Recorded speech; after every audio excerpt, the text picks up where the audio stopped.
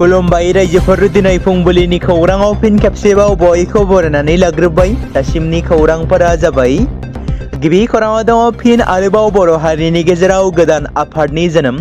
बिटिसिजों लोगोसे आसामनि गं 20 जिल्लानि गासैबो बारग' एनडिबिफोरखौ लानानै जाय बिथांमोना बिपिएफ दोलोखौ मदद होयो बिथांमोनखौ एबा बिथांमोन गासैखौबो लानानै बारग' एनडिबिफोरनि फिन गोदानै इउनियन अफ एक्स एनडिबि मुंनि आफादखौ थांनाय सानखालि एबा मैया दानाय जायो आरो बे गोदानै दाजानाय आफादनि बिबान सायख'नाय बेलायाव बि नायजाबखौ आफादगिरि आरो एम आवगाय बिथांखौ गाहाय नेहाथारि बिबान होनानै बारग' एनडिबिफोरनि गोदानै इउनियन अफ एक्स एनडिबि आफादखौ दाफुंनाय जायो।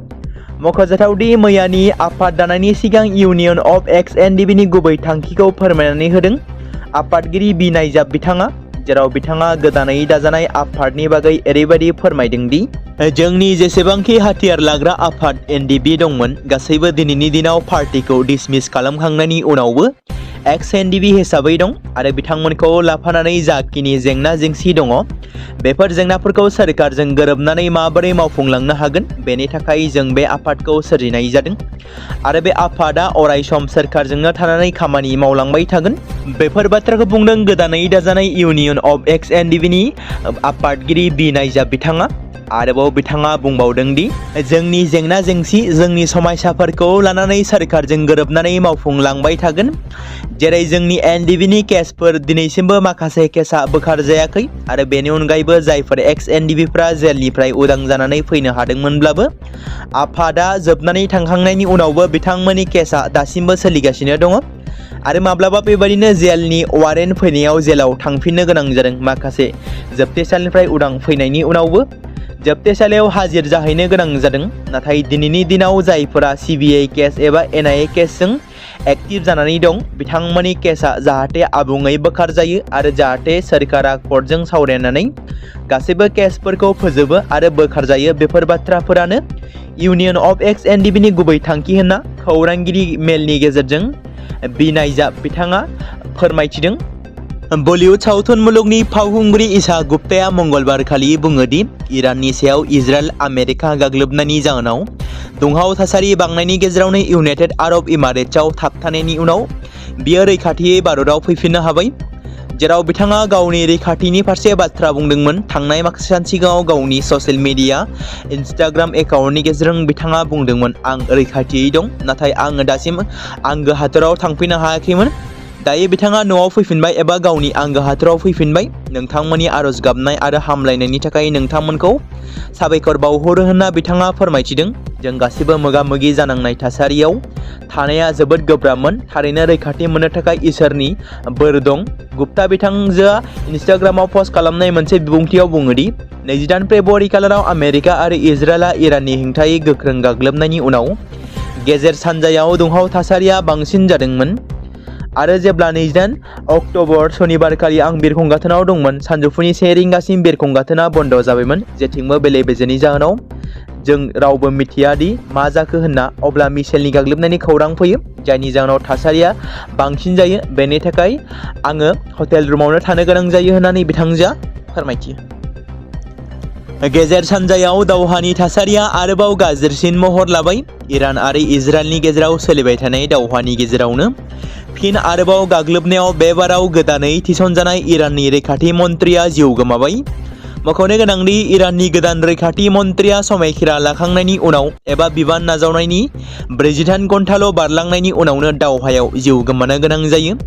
गोदानै रैखाथि मन्थ्रिनि मासियाव बिबान रुजुननाय सैयद मजिद एबल रेजानि थैनायनि खौरांखौ इजराइलनि खौरां बिजोङाव फोसावनानै होदों। आमेरिका आरो इजराइलआ थांनाय गोबां साननिफ्रायनो जयै इराननि सायाव गाग्लोबगासिनो दं। बेनि सिगां इराननि जौसिन दैदेनगिरि आयातुल्लाह कामेनीआ थांनाय 28 फेब्रुआरि खालाराव मोनसे गिख्रंथाव एयार स्ट्राइक गाग्लोबनायाव जिउ गोमादोंमोन। बेनि उनाव इराननि गोदान रैखाथि मन्थ्रिनि थैनायनि खौराङा हादोरनि थाखाय मोनसे गिदिर खहा। इजराइलनि खौरां बिजोङा दाबि खालामदों दि तेहरानाव जानाय गाग्लोबनायावनो मन्थ्रि बिथाङा जिउ गोमाबाय। मिथिनो मोननाय बायदिब्ला इजराइल आमेरिकानि गाग्लोबनायनि जाहोनाव इरानाव दासिम सा 787 सुबुंनि जिउ खहा जादों। बिसोरनि गेजेराव सा 176 गथ'साफोरा जिउ गोमाबाय होनना रिपर्टआव फोरमायदों। कृष्ण दल फोरबो एबा गोथार हलिनि सानाव मटरसाइकेल रेलि खालामनानै दाब दाब जायगाफोराव गिदिंदों बिटिआरनि बारग' चिफ प्रमद बर' बिथाङा। तामुलपुर जिल्लायाव कृष्ण दल फोरबो एबा गोथार हलिनि सानजों लोब्बा लाखिनानै आगुनि बिटिआरनि गाहाय खुंगिरि प्रमद बर' बिथाङा मटरसाइकेल रेलि खालामनानै दाब दाब जायगाफोराव गिदिंदों। गोथार हलिनि सानाव सान्थि आरो अनलायनायनि मोनसे आबहावा बिलाइनायजों लोगोसे मटरसाइकेल रेलि खालामनानै तामुलपुर जिल्लायाव जानाय दाब दाब दौल फुजाफोराव बाहागो लादों।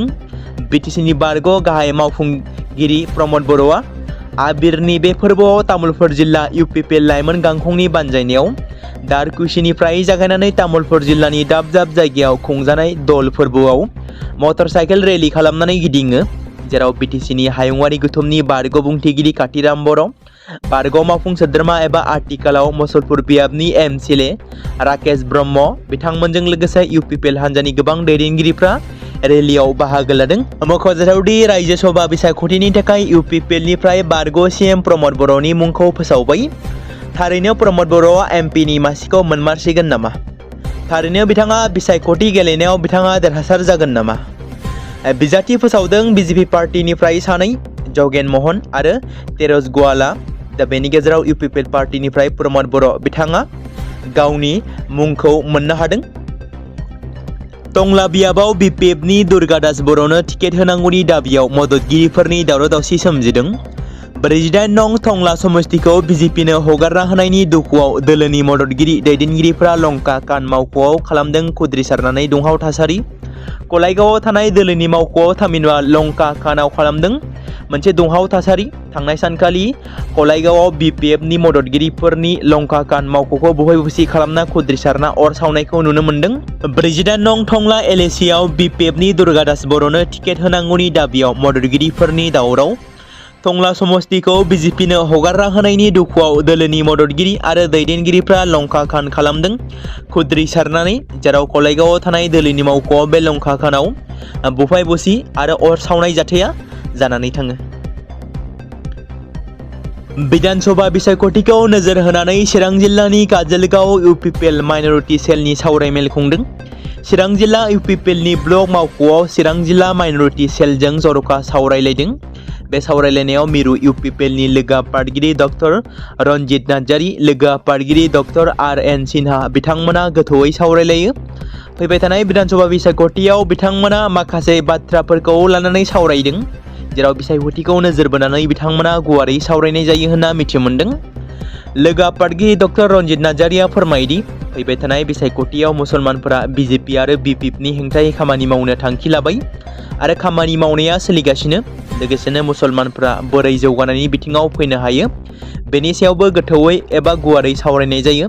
मुसलमानफोरा इउपिपिएल दोलोनि थाखाय बिसायख'थियाव खामानि मावगोन होनना बिथाङा बुङो। भारत हादरनि खेबनै अलिम्पिक मेडेल देरहागिरि पि.भि. सिन्धु बिथाङा आमेरिका, इजराइल आरो इराननि गेजेराव जानाय दाङाबाजिनि उनाव गल्फ ओनसोलाव एयार स्पेस बन्द जानायनि जाहोनाव दुबाइ बिरखं गाथोनाव थाबथानायनि उनाव बेंगालुरुआव थानाय गावनि न'आव फैफिननो हाबाय। सिन्धुआ गिबियाव अल इंलेन्ड चेम्पियनशिपआव बाहागो लानो गोनांमोन, नाथाय दावबायनाया हेंथा जानायनि जाहोनाव बिथांनि खामानिफोरा सोलायदों एबा मावथांखिफोरखौ सोलायनो गोनां जादों आरो बिथाङा टुर्नामेन्टआव बाहागो लानो हानाय नङा। 1 मार्च खालारखालि बिथांनि थाग्रा थावनिनि साखाथियाव मोनसे बेफ्रुनाय जाथाया जायो, जेब्ला भारतारि स्टार शटलार एसे बारग'नो हादोंमोन। सिन्धुआ दायो ग्राउन्ड टीमफोर, दुबाइ बिबानगिरिफोर आरो बिरखं गाथोननि मावफारियाफोरनिसिम साबायखर बावहरदों, जायनि थाखाय बियो दा बिथांनि हानजाया रैखाथियै न'आव फैफिननो खाबु मोनदों। गावनि पस्टआव सिन्धु बिथाङा बुंदों दि दा बेनि थाखायनो रिसेट खालामनायनि उनाव आरो गावनि उननि राहाफोरनि बिथांखि लानायनि सम जाबाय। थांनाय माखासे सानफोरा गोख्रों आरो थि नङै जादोंमोन, नाथाय आं आंनि न'आव फैफिननाया थारैनो गोजोननाय मोनदों। फोथायथाव ग्राउन्ड टीमफोर, दुबाइ बिबानगिरिफोर, बिरखं गाथोननि मावफारियाफोर, बिथांमोनखौ आं साबायखर जासिनो सानो होनना बिथाङा बुंदों। थांनाय 2 जुलाइ 2025 मायथाइयाव गोमानानै थानाय बारलांफा औवारि 24 बोसोर बैसोनि सुबुंखौ नुस'नानै न'खराव खौरां हरनो हायोब्ला 20,000 एबा 20,000निबो बांसिन राङारि बान्था होगोन होनना न'खरनि सोद्रोमाफोरा फोरमायदों। मख'नो गोनांदि मोनसे दुखुनांथाव चिरां जिल्लानि सिङाव थानाय कुंग्रिं सेलेखागुरि ओनसोलनि 2 नं सान्थिपारा गामिनि थागिबि रुंसारि केदारु औवारिनि फिसाज्ला बारलांफा औवारिया गावनि नखरखौ खुंलांनो थाखाय गामिनि 3 लोगोफोरजों बेंगालुरुआव थांनो होननानै 2025 मायथाइनि फेब्रुवारि दानाव ओंखारलांदोंमोन। गामि कुंग्रिं सेलेखाबारि 2 नं सान्थिपारा पस्ट अफिस कुंग्रिं थाना रुनिकाटा चिरां जिल्ला। दा बिथाङा बारलांफा औवारिजों थांफाग्रा गामिनि नगेन बसुमतारिया फोरमायनाय बायदिब्ला बेंगालुरुआव थांनो ओंखारलांदोंमोनब्लाबो बेंगालुरुनि ट्रेन मोनैयाव मुम्बाइनि ट्रेनजों गाखोलांफायो। बेराफारसेथिं मुम्बाइ मोनहैखांनायनि उनाव बेंगालुरु ट्रेन गाखोफिननायनि समावनो गावजों गाव सेरखाय फेरखाय जायो आरो बै समनिफ्रायनो हरखाबै आन्दायलायनायनि जाहोनाव खौरां मोननो हायाखै 2 नं सान्थिपारानि थागिबि बारलांफा औवारिखौ। बारलांफा औवारिया सासे दुखुथिया आरो 2 गथ'नि बिफा। अदेबानि बारलांफा औवारिनि अनजालि बिसि रुपा औवारिया फोरमायबावोदि जोंहा नखराव जेबो गैया आरो फिसाय गोमानानै थानायनि उनाव नखराव जोबोद दुखु दाहाजों भुगिनांनो गोनां जादों होननानै बिथांजोआ फोरमायदों। बेनिखायनो सोरबाफोर बबेयावबा नुसनबायोब्ला 9346111730 नङाब्ला 8812952908 जानबुं नम्बराव खौरां हरनो खावलायदों। बारलांफा औवारिनि अनजालि बिसि रुपा औवारि आरो 2 नं सान्थिपारा गामिनि गावबुरा दलिस्वर बसुमतारी बिथाङा। 45 नं बेरगाव बियाबाव उदां बिजाथि महरै गसंथिनो साखाफारा जादों सुबुं बर'आ। बिटिसिनि रायजो राजानो सोबख'नाय गैयै उदां समाज होनो सतबांसा लादों सुबुं बर'आ। बिटिसिआव गोबां जाख्ल'नायखौ नुनानै होबथानो थाखाय आरो रायजोफोरनि उदांनि थाखाय खामानि मावनो सिगांदों सुबुं बर'आ।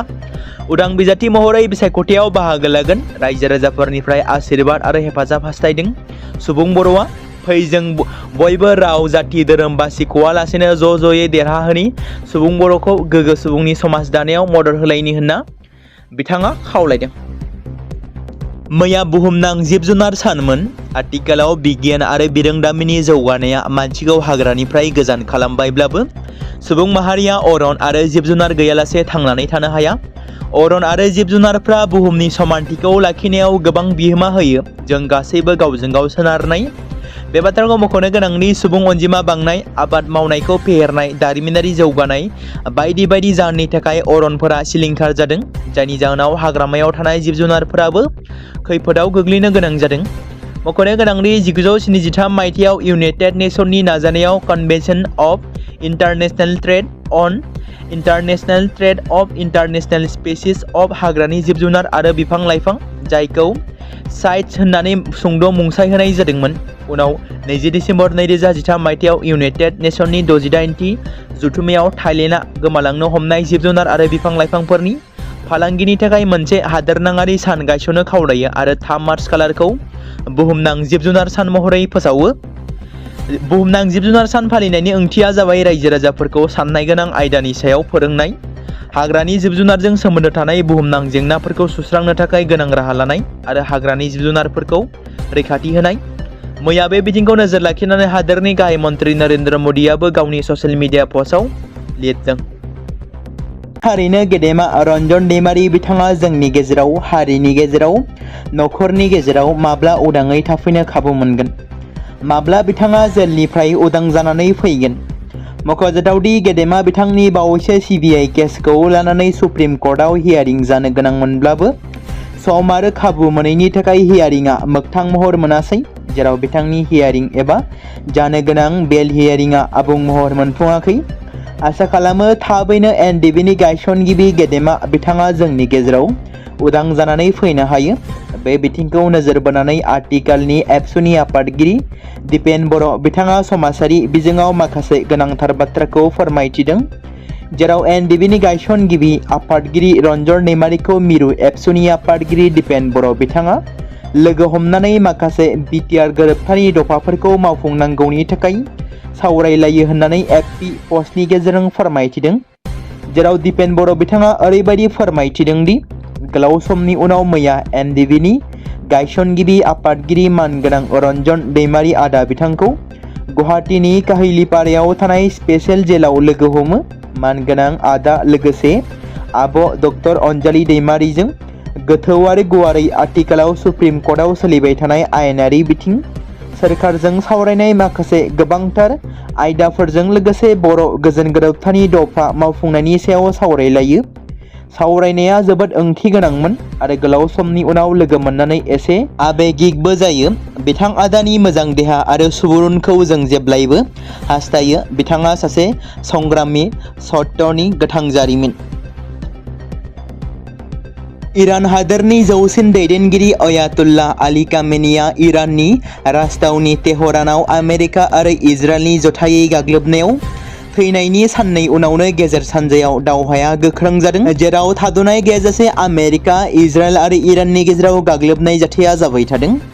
इराना इजराइल आरो आमेरिकानि मिलिटारि बेसजों लोगोसे गल्फ ओनसोलाव थानाय लोगोआरि गोबां हादोरफोरनि सायाव मिसाइल आरो ड्रनजों गाग्लोबनायजों गोख्रोङै रागा जोंखांदों। आमेरिका आरो इजराइलआ जेराव गंनैबो हादोरनि गेजेराव थाद'नाय गैयाजासे एयार स्ट्राइक खालामनाय जाथायफ्रा जाबाय थादों। फारियै इउएई, कातार, सौदी आरब, बाहरेन आरो कुवेतजों लोगोसे गोबां हादोरफ्राव गोदानै गाग्लोबनाय आरो गिख्रंथाव मिसाइल बेफ्रुनायनि जाहोनाव सोनाब एसियानि थासारिया दुंहाव थासारिजों मोगा-मोगि जानो हमदों, जायनि जाहोनाव दावहाया मोनसे गिदिर दाङाबाजिसिम महर लादों। बे समावनो समबारखालि इराननि नेशनेल टेलिभिजनआ फोरमायथिनाय बायदिब्ला आमेरिका आरो इजराइलआ इराननि गोबांथार देहा फाहामसालि, टेलिभिजन स्टेशन आरो गुबुन गुबुन बिल्डिंफोरजों थामहिनबा बिल्डिंफोरखौ नोजोर होनानै गाग्लोबबाय थादों। सनिबारनि गाग्लोबनायनि रिपर्टआव मोननाय बायदिब्ला इरान हादोराव थैनायनि अनजिमाया बांनानै सा 555 जाबाय। लेबानननि सावस्रि बिफाननि बायदिब्ला इरान हेफाजाब होजानाय हेजबल्लाया लेबाननाव इजराइलखौ नोजोर होनायनि जाहोनाव तेल आविभआ फिन गाग्लोबदों, जायनि जाहोनाव खमैबो सा 31 सुबुंनि जिउ खहा जादोंमोन। लेबानननि अनगायैबो गेजेर सानजानि गुबुन हादोरफोरनिफ्रायबो थैनायनि खौरां फैदों। इरानाव सा 600 सुबुंफोर थैबाय होनना रिपर्टआव फोरमायदों। सनिबारखालि आमेरिका, इजराइलआ लोगो नांनानै इराननि हेंथायै गाग्लोबदोंमोन। दिनैनिफ्राय गाबनि फोरबो फाकुवाया जागायजेनबाय। रायजोआव आबिरनि गाबजों गाब फुननाया जागायबाय। भारत हादोरनाङै आरो आसामाव हलि गेलेनाय आरो हलिनि मेथाइजों गोमखांदों। फाकुवा एबा हलि फोरबोआ असमिया बैष्णव चेतनानि गुबै बाहागो। बे फोरबोआ समाजाव खौसेथि, गोरोबलायनाय आरो बिदा-फंबाय सानलायनायनि रादाबखौ गोसारहोयो। बैष्णव फोथायनायनि बायदिब्ला भगवान श्री कृष्ण बृन्दाबना गपिफोरजों गाबजों गेलेयोमोन। बै दोरोङारि खान्थि आरो गोसोखांथिखौ मान होनानै दुलाराय हादोरावनो फाकुवा एबा हलिखौ फालिनाय जायो। आसामाव बे फोरबोआ बैष्णव धोरोमारि सांग्रांथिजों गोथौयै सोमोन्दो गोनां। श्रीमन्त शंकरदेव आरो माधवदेवजों गायसनजानाय मोनसे आश्रयनि मुं। धोरोमा आसामनि समाजारि आरो हारिमुआरि जिउआव जर'खा गोहोम खोख्लैदों। फाकुवानि फोरबोआव गासै रायजोनि नामघर आरो सत्रफोराव कीर्तन आरो मुंसां आरो बावना दिन्थिनाय जायो। थांनाय मोनायाव धुबुरीआव भारत-बांलादेश सिमानि बगुदार ओनसोलाव सासे सुबुंखौ खादों। भारत-बांलादेश सिमा बारनो नाजानाय समावनो BSFआ आदम आली मुंनि सासे सुबुंखौ खायो। आदम आलीजों लोगोसे 25 बथल गुबुन हादोरारि जौ आरो पटका बमा बेफ्रुग्रा मुवाफोर बोखांनो हायो। हादोरनाङारि सिमा बारनानै बांलादेशसिम दैथायहरनो थाखाय सन्देह गोनां आयेन बेरेखायै मुवाफोरखौ लांबाय थानाय समावनो आदामखौ हमनाय जादोंमोन। मिथिनो मोननाय बादिब्ला बांलादेशनि काल मार्केटआव भारतारि जौ आरो पटकाफोरखौ गोबां बेसेन एबा गोबां बेसेन गोसा बेसेनाव फाननाय जायो, जायनि थाखाय आदामाबो फाननो थाखाय बेखौ लांनो थांखि लादोंमोन। सुलुंनिफ्राय मिथिनो मोननाय बादिब्ला धुबुरी पुलिसआ हमजानाय आदम आलीनि हेंथायै केस थिसनो आरो गावसोरनि आवथायाव लानानै थाङो होनना रिपर्टआव फोरमायदों।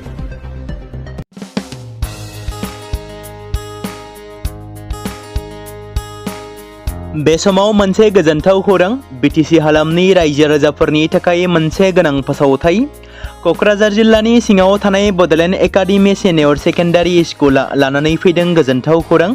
बड'लेण्ड एकाडेमि सिनियर सेकेन्डारि स्कुला 2026 आरो 2027 सोलोंथाइ बोसोरनि थाखाय लानानै फैदों नार्सारिनिफ्राय लानानै थाखो 9 सिम फरायसा आरो फरायसुलिफोरनि गुन गोनां सोलोंथाइनि थाखाय खम बेसेनावनो गोदानै मुं थिसननायनि खाबुखौ होगासिनो दं।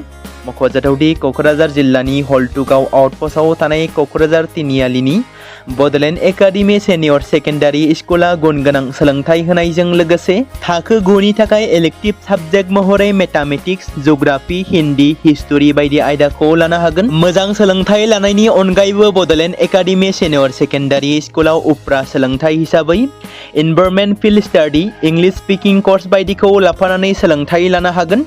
बेनि अनगायैबो गोजान लामा हान्थिनानै फरायग्रा फरायसा फरायसुलिफोरनि थाखाय आलादा आलादायै मोजां हस्टेलाव थानानै फरायनो हानायनि खाबुफोर होनाय जादों।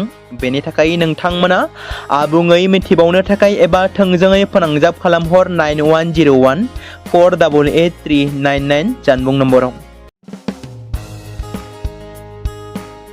बे समाव मोनसे गोनां फोसावथाय बर' सावथुन नायनानै मोजां मोनग्रा गासै बर' रायजो राजाफोरनि गेजेराव लानानै फैदों मोनसे बर'नि OTT प्लेटफर्म गोनां, जाय प्लेटफर्मनि गेजेरजों नोंथांमोना बर'नि गोदान गोजाम सावथुनफोरखौ नुनो मोनगोन।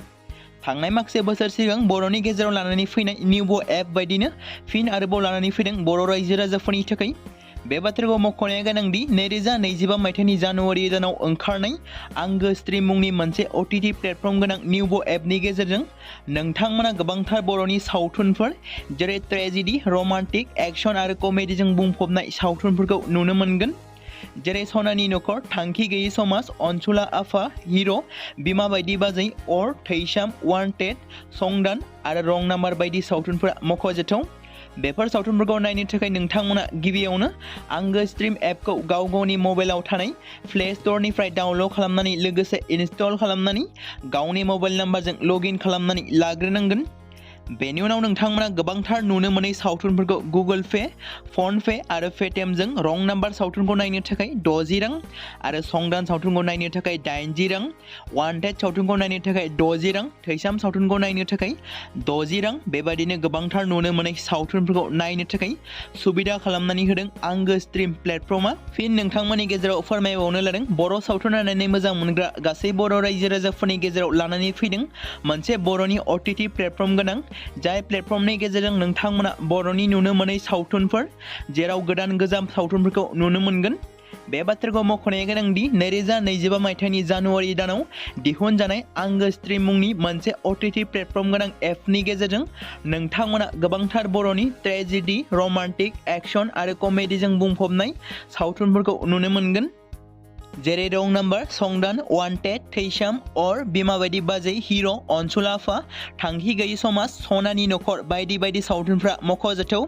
बेफोर सावथुनफोरखौ नायनो थाखाय नोंथांमोना गिबियावनो आंगो स्ट्रिम एपखौ गावनि मबाइलाव थाखानाय प्ले स्ट'रनिफ्राय इनस्टल खालामनानै गावनि मबाइल नाम्बारजों लगइन खालामखांनायनि उनाव नोंथांमोना गोबांथार नुनो मोनै सावथुनफोरखौ गुगोल पे, फन पे आरो पेटिएमजों रं नाम्बार सावथुनखौ नायनो थाखाय 60 रां, संदान सावथुनखौ नायनो थाखाय 80 रां, वान्टेड सावथुनखौ नायनो थाखाय 60 रां, थैसाम सावथुनखौ नायनो थाखाय 60 रां बेफोरबायदिनो अर सावथुनखौ नायनो थाखाय 60 रां पे खालामनांगोन। बेबायदिनो गोबांथार नुनो मोनै बर' सावथुनफोरखौ नायनो थाखाय सुबिदा खालामनानै होदों आंगो स्ट्रिम प्लेटफर्मा।